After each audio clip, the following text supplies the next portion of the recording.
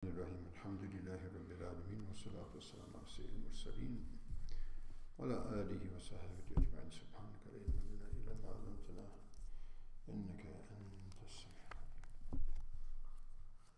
سبحانك لا فهم لنا إلا ما فهمتنا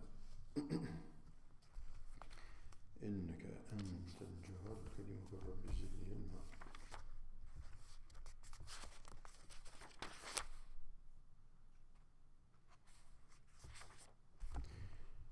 أعوذ بالله من الشيطان الرجيم.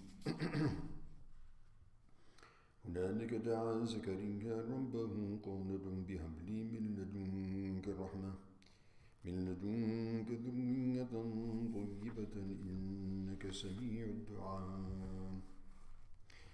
فنادته الملائكة وهو قائم يصلي في المحراب أن الله يبشرك بيحيى مصدقا بكلمة من الله وسيدا وحصولا ونبيا من الصالحين. صدق الله مولانا العظيم.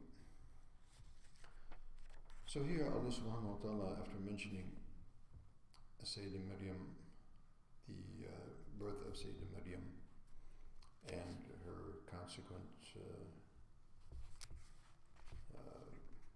residence in Bayt al-Maqdis, and Zakaria, who was assigned as her guardian, after he would enter into the locked door and find with her sustenance, perhaps, as they've mentioned, fruits out of the season.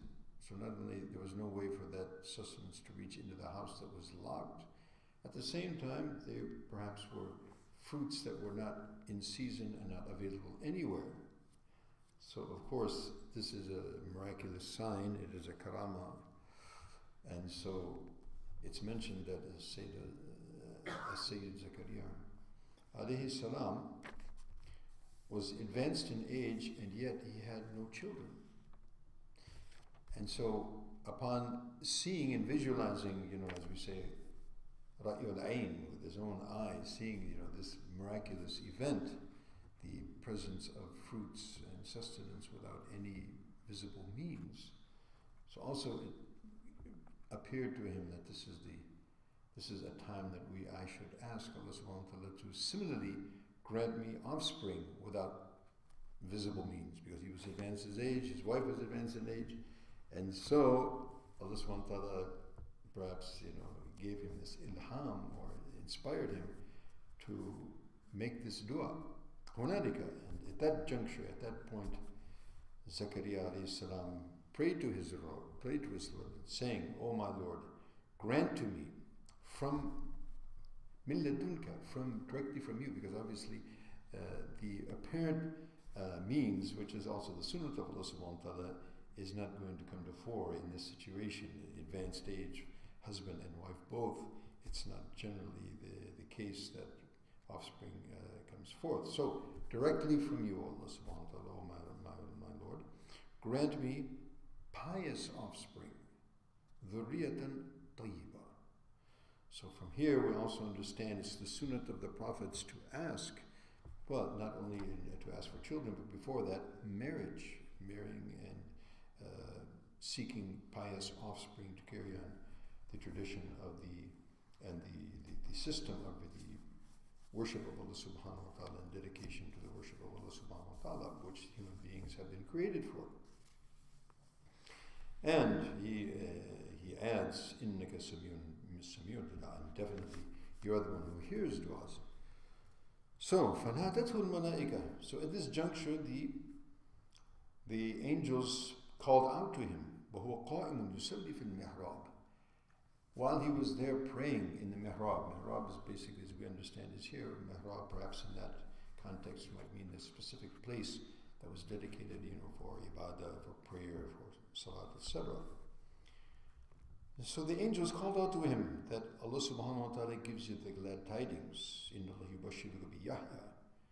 He has given the glad tidings of his son, whose name is Yahya. In another ayat it's mentioned that no one has been given this name previously, Yahya, from hayat, from life. So gives you the glad tidings, or you're given the glad tidings of a son to be given to you by the name of Yahya, مُصَدِّقًا بِكَلِمَةٍ, who will testify and confirm a word from Allah subhanahu wa ta'ala. Here the reference is to Sayyidina Isa alayhi salam, because by the order of Allah subhanahu wa ta'ala, he was created, not by the general, the way through the without father. So he was created by the qudrat of Allah subhanahu wa ta'ala, by the order of Allah subhanahu wa ta'ala, referring to Sayyidina Isa alayhi salam, was sayyidan, and a leader, and a most noble and auspicious leader and of his people. Wa hasuran, very interesting. Hasuran basically means a person who will be abstinent from women, from pleasures, in other words, az-zahid. And as we saw earlier, that it was the custom in those former peoples, and it was a tradition that was acceptable at that time, that the offspring and even individuals would dedicate themselves solely and wholly to ibadah, and solely and wholly to the service of deen, and remaining abstinent from marriage. However, in our tradition, in the tradition of Sayyidina al-Mursaleen, Sayyidina Muhammad sallallahu alaihi wasallam, that has been done away with, and there's no abstinence of that such as a religious, method. However, still we find that pious ulama and pious people in our ummah, some of them have, by choice, have abstained from all such worldly engagements and dedicated themselves solely and totally to the worship of Allah subhanahu wa ta'ala. And we have this, so it's not that you can't do that, it has been done. We have find, in fact, there is compilations of the ulama who have Shaykh Abdul Fattah Abu Khudda, Shaykhuna rahmatullah alayhi, who compiled a small booklet mentioning those ulama who preferred ilm and the service of deen over zawaj. So that's for some, but the general sunnah is to marry and seek offspring, as Sayyidina Zakaria alayhi salam himself.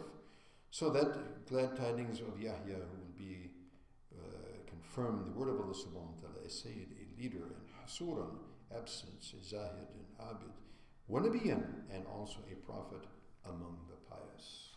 This story will continue, inshallah ta'ala.